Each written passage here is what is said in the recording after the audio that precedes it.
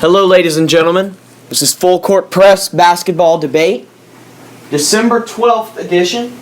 We've been going for a couple of weeks. Been busy, a lot of stuff going on, so Did you check the volume control? we're back. And we got some stuff to talk about. So let's get right down to it with last night's two games. The first one was the Cleveland Cavaliers at the Oklahoma City Thunder. Kevin Durant, Russell Westbrook, both back. We all know that already. But last night, the Cavaliers were without LeBron James, and maybe that's why Oklahoma City won 103-94. Yvonne Juno, your thoughts on the game in general? Well, I think a lot of it has to do with the fact that Dwight Howard was not there. Dwight Howard plays for Houston. Oh, I'm sorry. LeBron. Sorry. Wrong team, wrong player. I think a lot of it has to do with the fact that LeBron was not there. I think, and I'm hoping, because we have discussed this in the past, that this was an eye-opening experience, and that maybe this means that Kevin Durant will be more likely to step up to the plate and not be intimidated by whoever's on the court. Now, you are fond of saying that when push comes to shove, that is taken away from him, and it's usually Russell Westbrook that has been told by the coach or whoever, okay, time to take the ball and go on with it and do what you need to do. If that's the case, shame on them, because that game only proved that if he wants to, he can do it. Okay, this game was about matchups, okay? And my theory on Kevin Durant or Russell Westbrook in the clutch is all about matchups and always has been about matchups.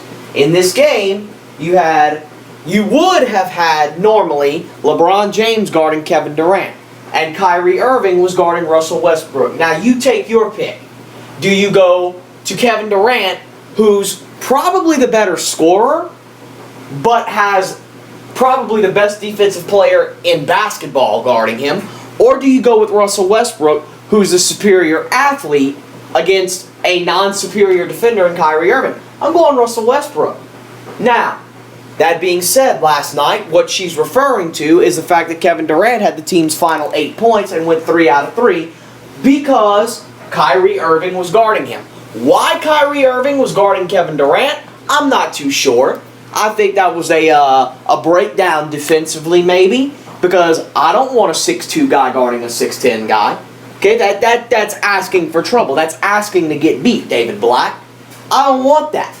Maybe there was a breakdown. Maybe there was a miscommunication. I don't know. The point is, what you're referring to... Would it have anything to do with strategy? Was there any kind of strategic... There couldn't have been. Okay. Okay? What you're referring to is not all the way true. Because, yeah, Kevin Durant can do it against Kyrie Irving. He can do it when he wants to. But can he do it against LeBron James? Can he do it against Carmelo Anthony? Can he do it Kobe Bryant against the Kobe Bryants, the Dwayne Wades of the world? Know. We won't know until he does it. Doing this against Kyrie Irving doesn't show me anything. Right. Great, fantastic. Right. You got 9 inches on the guy. Right. Come on. Right. Now, that being So said... we don't know if that was just a stroke of luck for him and he took advantage of it, or if he really felt like, you know what, if I'm going to prove myself, now's the time to do it. Big picture here, the Cavaliers were riding an 8-game winning streak coming into this game. 8 games! They had finally gotten their stuff together, and then boom. Now, if LeBron plays in this game, I don't know that we're talking about the same result. I don't think so, being that the margin was only 9. I don't think so either. But the point of the matter is, since Kevin Durant has come back, Oklahoma City has been up to its old ways. And they're coming back in that division, which is a very tough division, okay? And they look to be back. And the Cavs got stumped last night. Shooting 35%, it's just not going to get it done. LeBron was missed last night. Very, very much. Yes. Very, very much. Do you think the outcome would have been the same if LeBron had been playing? I think Oklahoma City would have won still. There was only a 9-point deficit. I mean, I picked Oklahoma City before they said that LeBron was out. I understand that. So, I don't know. It would have been a much more interesting game. Okay. Considering that Kevin Durant's all-time record versus LeBron is 4-14. Okay, so what's going to prove it to you? Because I know what would prove it to me. That Kevin Durant is not intimidated anymore, does not feel threatened by whoever's on the floor anymore, and can pull these out of nowhere and get the job done. There's only one thing that could When he possibly... beats someone like a Kobe or a... Not when he beats. Okay, No. when Because he doesn't back down. he needs to do it against LeBron James himself. That's it. Or a Kobe or a No. Melo or a... No. Okay. LeBron James himself. Because when you talk about Kevin Durant, you don't talk about Kobe Bryant in the same sentence as Kevin Durant. You don't talk about Carmelo Anthony in the same sentence as Kevin Durant. You talk about LeBron James in the same breath that you talk about Kevin Durant. Is that right? Probably not. But LeBron is 14-4 against Durant in his career, which means Durant is 4-14 against LeBron in his career. Right. You're going to be stuck in that shadow Right. until you yourself pull yourself out of it. Okay. It's the only thing. So, in other words, competing and beating a fellow competitor that is not LeBron doesn't prove anything about LeBron. It doesn't prove anything about Kevin Durant because we already Right. know what Kevin Durant is capable of. Folder hang. Hey. Okay? The second game. James Harden, the Houston Rockets, visited the Sacramento Kings. No Dwight Howard. No DeMarcus Cousins. Went into overtime. And your final score was 113-109 in favor of Houston. Yvonne Juno, your thoughts on the outcome of this game? Very simple. If DeMarcus Cousins had been playing, the game would not have turned out the way it did. I truly, truly believe that. Okay? Because DeMarcus Cousins was not playing and Dwight Howard was not playing, that's the reason the game turned out the way it did. I think the two most impressive and dominating forces on both those teams being out, it was the lesser of two evils. I really don't think that it would have ended up the way that it did if DeMarcus Cousins had been on the floor with Dwight Howard out. You cannot tell me that you think that it would have ended up the same way if Cousins had played without Howard. Oh, it would have been a different game. Right. But that's not why Sacramento didn't win this game.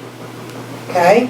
Okay, see, again, and I'm not trying to put it all on the back of one plate. I don't know why when people mention Houston, it's Dwight Howard, Dwight Howard, Dwight Howard.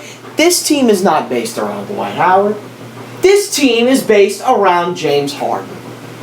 And James Harden, in this game, had 44 points. That's unbelievable. 44 points. That is the reason that Sacramento lost this game. Okay? I mean, come on. That is unbelievable. I mean, can somebody get in his face at least? It was terrible. It was terrible. I caught the second half and overtime of this game. I didn't see it, so you have to tell me what happened. It was a clinic. Yeah, the game went into overtime. The whole game was a clinic. I mean, James Harden, it was like he was teaching a kids camp. I mean, it was ridiculous. Nobody could guard him. Nobody could stop him. He was hitting everything. Him? Nobody. That's the point. Who was supposed to be Oh, guarded? I don't know, because they were non-existent. Oh my gosh. I mean, it was horrible. And it made Harden look very, very good, which he is, but it made him look better than he is on a regular basis. God. Okay. It was insane. Now, that leads us to our first typed topic. Dwight Howard, quote, Is this your new shirt?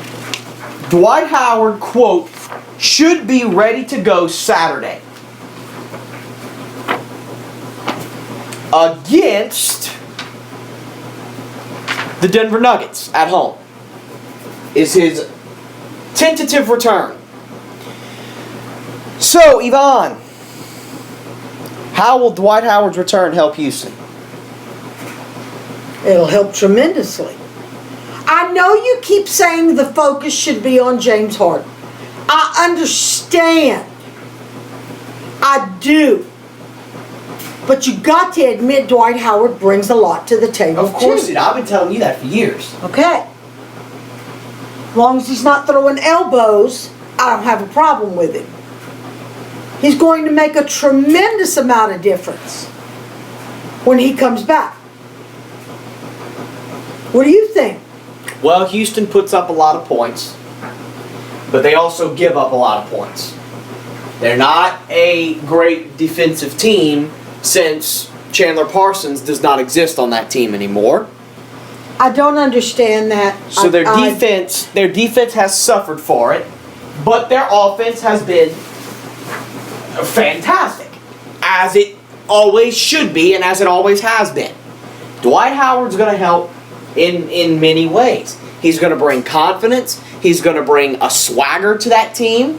He's going to bring rebounding. He's going to bring shot blocking. He's going to bring himself to the team. Well, that's what he does. That is what Dwight Howard does. That's what a 3-time Defensive Player of the Year does. People are the teams that Houston faces are not going to get points in the paint as easily, obviously, and Houston's defensive and rebounding numbers, in my opinion and in my estimation, will dramatically increase because they gave Omer Asik to the Pelicans, which thank God. And now you're missing Dwight Howard, so your rebounding's obviously going to suffer for it.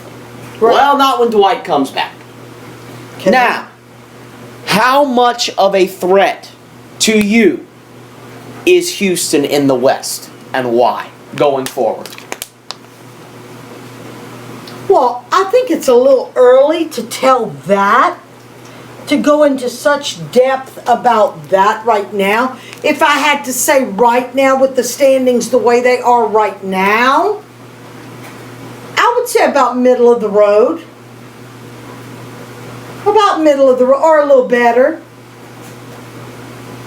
Yeah, I think if they continue to produce, if they continue to win, if they continue to succeed, if they continue to play as a unified team, they could. If I had to judge it right now, I would say middle of the road. What do you think? It's early to judge that kind of thing. The biggest problem for the Houston Rockets is the same problem that the Dallas Mavericks have. It's the same problem that the New Orleans Pelicans have. It's the same problem that the San Antonio Spurs have. It's the same problem that the Memphis Grizzlies have. For any of them. It's the division they play in. Yeah. That is the toughest division in the National Basketball Association by a kilometer. Okay? So, in order to make the playoffs, you have to have a good division record. It's so hard to beat these divisional teams. I mean, Houston's going to be in the playoffs. They're a playoff team, if I had to tell you right now.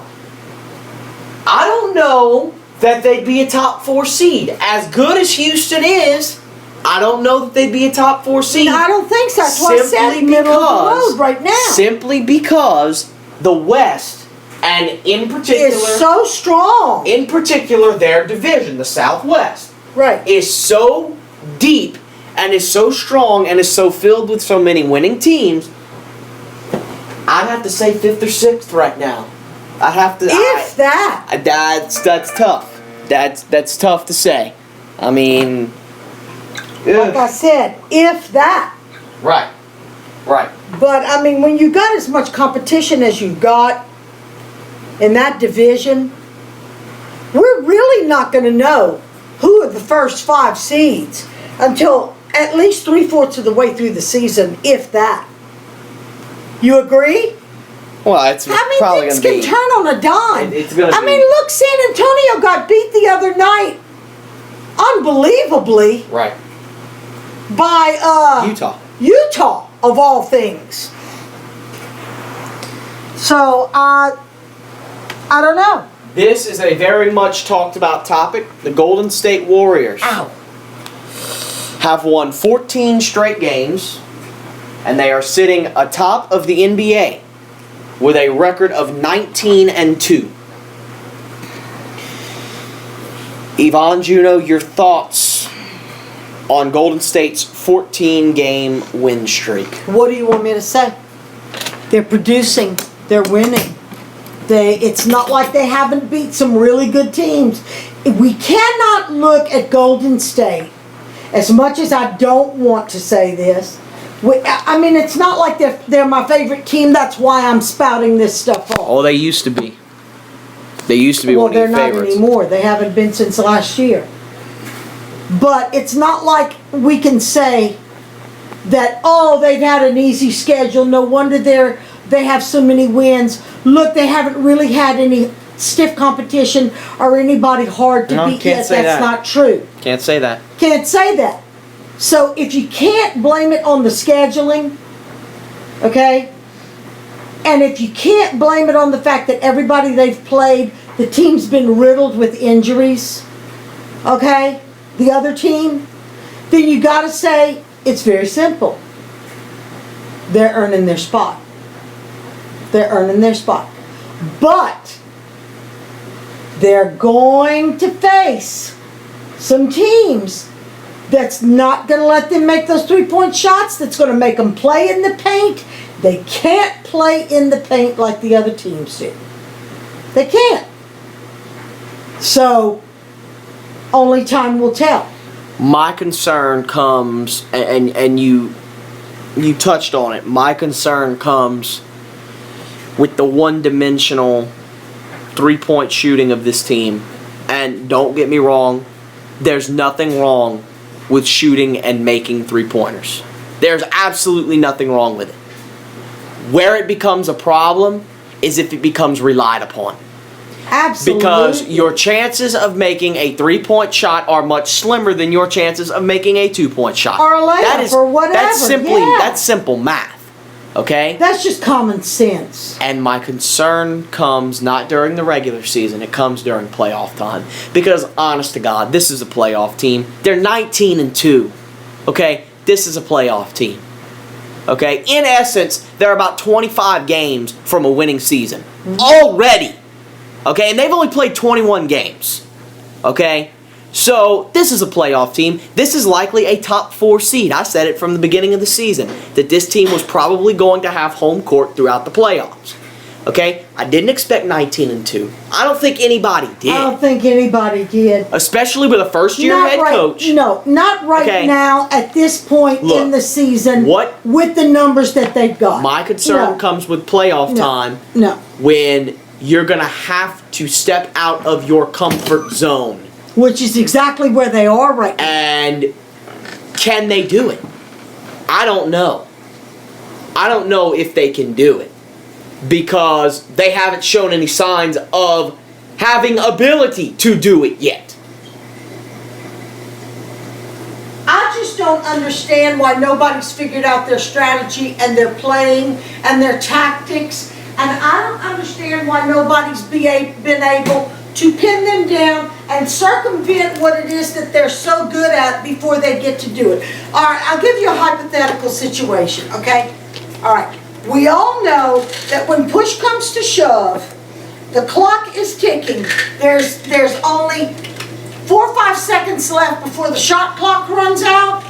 If LeBron James gets the ball in his hands and he has to drive right up the middle, no matter who he has to run over to get to that goal and make that basket, he's going to do it. He's going to try to do it.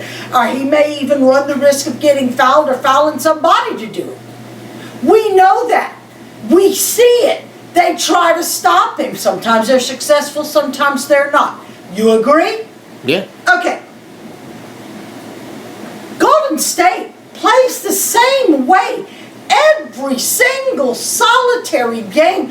Why has nobody figured out yet how to stop the three-point shots? Well, it's not really about the three-point shot. It's about what they're doing to get the three-point shot. You watch highlights of Okay. this, and the three-point shots are either covered like glue or they're wide open.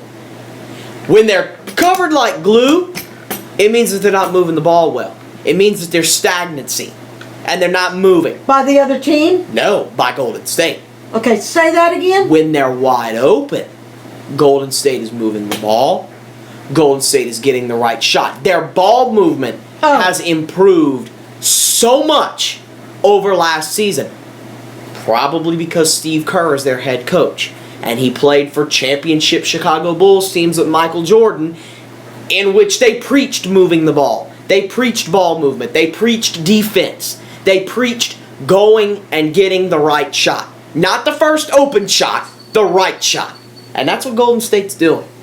That's what Golden State is doing. But why have the other teams not been able to circumvent that or make a strategic plan or lay something out? And I know they watch game footage.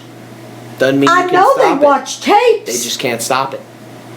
Golden State is on a roll. But you can stop something if you're already anticipating it and you know what they're Not going to do. necessarily. You're not going to stop it.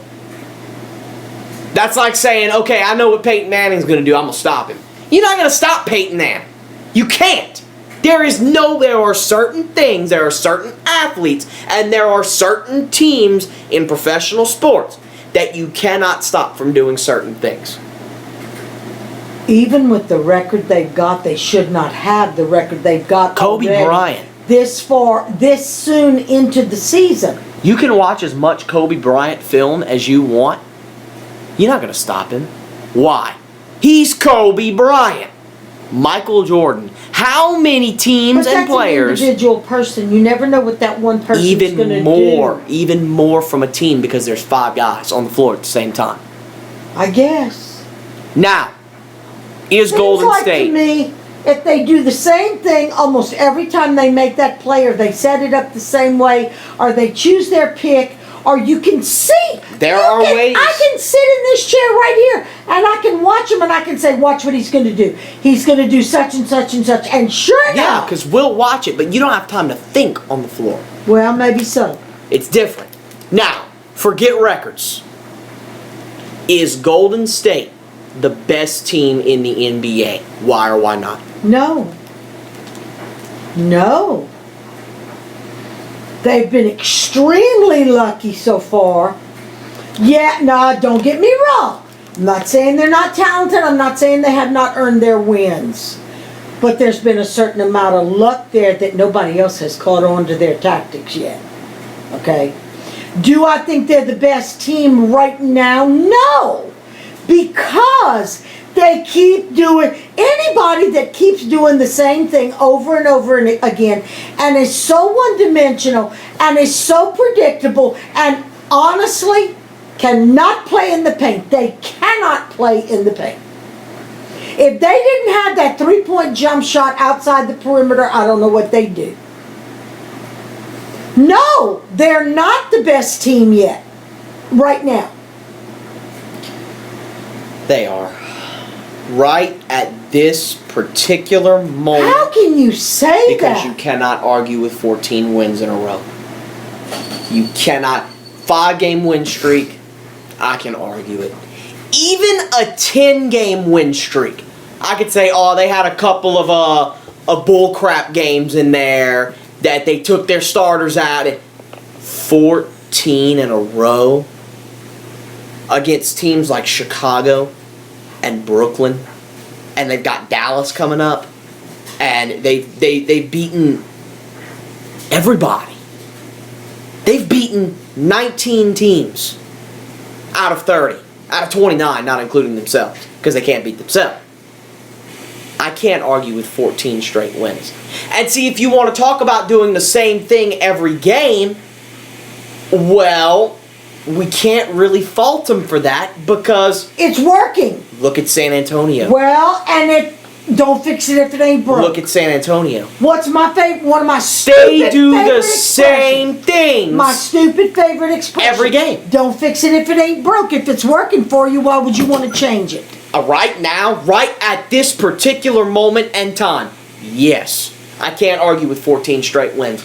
If this was a 10-game win streak, I could argue it. I could argue it. I can't argue with 19-2. I can't do it. I can't do it. If their schedule was easy, Okay. if 10 of Yeah, these everything 14 that we games, just talked about. if Yeah. 10 of these 14 games were against mediocre or losing record Right, it's teams, not that the schedule's been easy. I can't argue it. I can't do it. What do you attribute that to? What do you mean? Well, what do you attribute 19 wins to? Because we've already said and we've already determined that they're not that great in the paint, okay? And that they're very one-dimensional, okay? So, what is the main thing that you can attribute those 19 wins to? 3 things. Okay? A, great coaching Okay. by a first-year head coach in Steve Kerr. Okay. 2, fantastic ball movement. Okay. You can't get wide open 3-point shots without moving the ball. It's impossible. No, because you have to have the ability and the freedom to be able Okay. to jump up and throw. And improved defense. It's that simple. They're not a great defensive team. They're not number 1 in the league. They're not even in the top 5 in the league. Okay. But their defense has improved, and it shows. And my God, that helps. I would say I would add a number 4 to that. That communicate well to each other on the floor. Have you seen that? Oh, of course I've seen it. They either signal each other, they holler at each other, they hold up fingers showing play, do play number such and such, or Yeah. whatever. Yeah. It's a lot of things. 14 straight wins, a lot of things have to be going right. It's that simple. It is that simple. So you would consider them the number 1 team right now? Right now, yes. Right at this particular moment in time, Out yes. of everybody, all the Yes. divisions, they're the number 1 team. Yes. Yes. Do they have the best record right now In the entire league, yes. in the entire league? Who comes in second? Oh, I'm not too sure. It's not Memphis anymore, it was. Where is my phone? I'm sorry. Didn't mean to catch you off guard. No, I You just... look by the Christmas tree. Oh. I mean, It was Memphis. Memphis was number 1 Yep, until Golden State decided to do this. right. And then Memphis lost to, Memphis has lost to a couple of teams. yeah. Come on.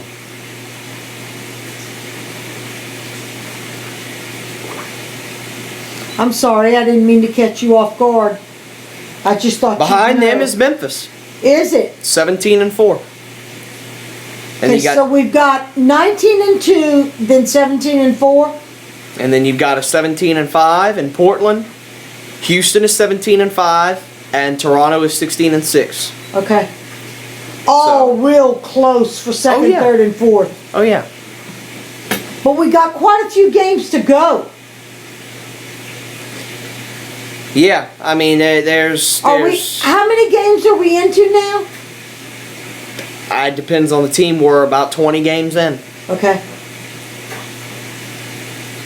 So Then we're only a fourth of the way through. yeah. We're Yeah. not even we're not close to halfway through. So right now, For most of the teams. yep. Okay. Well, Monte Ellis's late burst helps the Mavericks beat the Pelicans. What do we mean by late burst? 13 points in the last 3 minutes of the game for Monte Ellis. It's pretty obvious what won the game for Dallas. Okay? Monte Ellis. How does this happen? Because they let him. Where was Drew? They let him. Nobody was beating him with a bullwhip out there, making him run up there and make baskets. He took advantage of a situation that he saw he was wide open. Obviously. That is just unheard of. That many points in how many minutes? 13 minutes and 3 minutes. 13 points in 3 minutes. That is, and with 2 3-point shots. Yep.